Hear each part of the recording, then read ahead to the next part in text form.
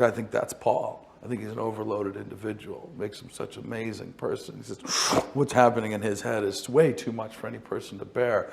And you kind of see him and you get to know him like that. And you see his films do that too. But it is in search of, how can I just be? It's an amazing thing to, I was such a fan of his since I saw Scent of a Woman, which is so long ago. Right. And I sought him out, and he was in my very first movie, and he was in Boogie Nights. And it's just amazing to watch someone who you were rooting for get to the point where you can now go to a studio and say, Philip Seymour Hoffman is in my movie. Hello and welcome everyone. This is Talk a Movie Talks. Today's video is on the basis of Paul Thomas Anderson and Philip Seymour Hoffman collaborations. They did 5 movies together, and the importance of both members individually. Paul Thomas Anderson is one of the top 20 directors of all time, in my assumption, and Philip Seymour Hoffman, an actor with whom I have the utmost respect. This is a powerful collaboration, to be sure, and here I have ranked all 5 movies that they've collaborated on together.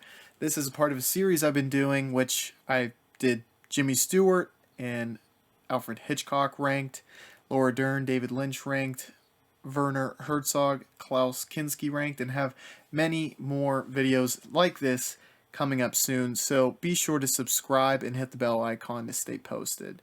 But the first movie, or the 5th that I would rank as far as my favorites go, is Hard 8. Alright, shaka-laka-doo, shaka-laka-dooby-dooby-doo, shaka-laka-doo. You got a little bit more there. Coming in there, baby. Shaka-laka-doo, baby. I watched this one recently, and it wasn't like a huge priority for me to watch because it's not nearly as talked about as a lot of PTA's other projects go. However, it was very, very interesting. I didn't expect this story to be as good as it was. And while Philip Seymour Hoffman only has a small sort of cameo role, he really steals the show whenever he's on screen. But I really loved when he showed up in this movie. And overall, it's one that I would assume a lot of PTA fans maybe haven't watched yet. And for people who haven't watched PTA, this is a good one to get started with. I mean, I think all of his films are really accessible, but this one, it's like dipping your toe into the water. And is really, really solid, and I think showed immediately that Paul Thomas Anderson was a force to be reckoned with, and is like a nice kind of relationship builder between PTA and Philip Seymour Hoffman as he gets more and more involved with his movies as PTA's career continues, I guess. But the next movie, and I think without doubt the most controversial on my rankings, is The Master. For if you figure a way to live without serving a master, any master, then let the rest of us know, will you? And this is where Philip Seymour Hoffman gets full reign to really show off his talent. And I would say, probably without any argument in my own head, that this is the best performance on Philip Seymour Hoffman's behalf while collaborating with Paul Thomas Anderson. And I have to do a little justification as to why this is 4th on my list. And also state Hard 8, I give 3.5 out of 5. And also I give The Master a 3.5 out of 5. But the reason for that is this was a movie that I watched a few months before I started my Letterboxd account.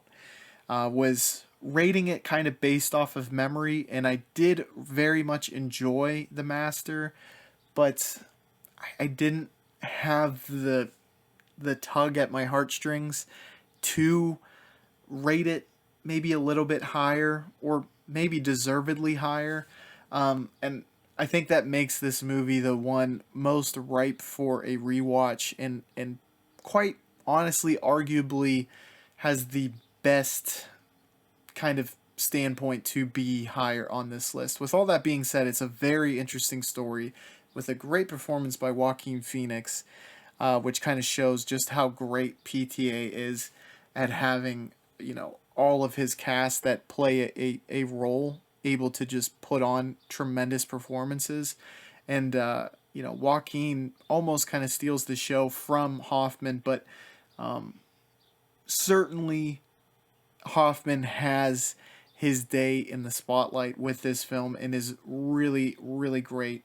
It's one of his best performances of all time, and is a great film to be sure. Again, 3.5, but I do think if I rewatch it, it'll probably bump up to a 4-star, which will make it in contention with the next couple movies we're going to be talking about. And that movie is Punch Drunk Love. No, shut up! Shut the fuck up! You have no right to take me. Shut up! Will you shut up? Shut up! Shut up! Shut up! As stated previously, I gave this a 4 out of 5. I thought it was great. And Philip Seymour Hoffman's character, while not the main character, is a major character for sure, and kind of a villainous character. And he plays that role to perfection. And this is a movie where Adam Sandler really gets to show off his dramatic acting qualities in a kind of tilted way where he can also kind of show off his obviously great comedic prowess. This movie is another shining example of how good of an actor's director Philip Seymour or Paul Thomas Anderson is, because we saw the Safdies able to do it after the fact, but being able to take Adam Sandler, a general unknown outside of his comedic genre movies, and really put on one of the kind of best performances of that year, arguably, obviously, but that is just intensely, it's really impressive. And this is a very, very good movie. It's a little bit different. If this is your first Paul Thomas Anderson movie, it might be harder to grasp than others, but still pretty damn accessible. And it's one that everyone should check out at one point or another. But great movie, 4 out of 5. And again, another great performance by Philip Seymour Hoffman. And moving forward, we have a movie that I just finished last night, actually, as I'm recording this, and that is Magnolia. Wait, I'm sorry, so why call me? I know this sounds silly, and I know that I might sound ridiculous, like this is the scene of the movie where the guy's trying to get a hold of the long-lost son, but this is that scene. This is that scene, and I think they have those scenes in movies because they're true. And this has been a movie that has been recommended time and time again by other people that I've collaborated with on my channel. I think Ethan, aka Film Junkie, has stated his enjoyment of this film. I think Matt, aka War Champ on Letterboxd, really enjoyed this, and I think GDQ, aka Guillermo, someone I've collaborated with in the past, really, really enjoyed this movie, and rightfully so, because there's so many subplots and storylines to kind of latch onto that are really interesting, and how they kind of become intertwined is really, really interesting. This is probably, arguably, one of the most impressive writing, or scripts rather, by Paul Thomas Anderson. How he was able to do it, it completely blows my mind. And not to get too much into the weeds, the only reason this movie, honestly, isn't rated higher, which I have as a 4 out of 5, is some of the sound design elements. And it seemed like the soundtrack was a little bit overbearing, and If I'm alone on this, it might have just been the version that I watched. But whether it was intentional or unintentional, you know, especially at the beginning, it was playing "One Is the Loneliest Number," and it played like the entirety of the song, and you couldn't hear any, or I couldn't hear any dialogue going on besides this. So you're getting into the movie, and you really only have the visual element. There's no dialogue to really pick up on. And obviously, Paul Thomas Anderson has showed that he's able to do this quite well with There Will Be Blood, which is my favorite Paul Thomas Anderson movie. I think the whole beginning goes 8 minutes without any dialogue whatsoever. So he's capable of doing this, but there's people talking while the music is playing. So that honestly kind of took it from what would be like masterpiece category, like 4.5 and a 5 out of 5, and just brought it slightly down to like a borderline 4. But Philip Seymour Hoffman was very, very good in this. I was actually most impressed with Tom Cruise's performance in this. And he's obviously a tremendous actor, but of the movies I've seen of Tom Cruise, this is the best performance I've seen from him. And there's a lot of really good performances. John C. Reilly is really good in this. Jimmy Gator's daughter is really, really good in this. I'm not familiar with the actress, but great performances all around. Huge ensemble cast, and everyone plays their part quite well. Definitely check this out, because among Paul Thomas Anderson fans, this is widely considered one of his masterpieces. So even though I'm a little bit low on it, definitely check it out and make your own decisions on this. But now we're getting to the nitty gritty, the numero uno, and that is Boogie Nights. You want to go for a ride? Or... Wait. Fuck, hell, how much time is that? I'm sorry, sir. What the hell is the matter with you? I'm sorry. Why did you do that, Scotty? You look at me sometimes. What? I want to know if you like me. Now, this is another huge ensemble cast with a lot of really great performances. Burt Reynolds is solid. It's arguably, in my mind, I would say Mark Wahlberg's best performance. Really close with The Departed as far as his best performance of all time. But it's up there with PTA's best. I think I have this ranked third in my list of PTA films, and the first two are the projects he did with Daniel Day-Lewis, who's one of the best actors of all time. And speaking of another GOAT actor, we have Philip Seymour Hoffman, who plays a very small role, but just steals really any scene that he's in, and is truly, it's one of his best supporting roles. And he doesn't get much screen time, but any time he is on screen, he's easily the most interesting character on screen. And overall, though, it's a tremendous movie. Super interesting premise. Just tremendous scenes. The drug deal scene, which doesn't include Philip Seymour Hoffman, but that is probably one of the best scenes of the movie.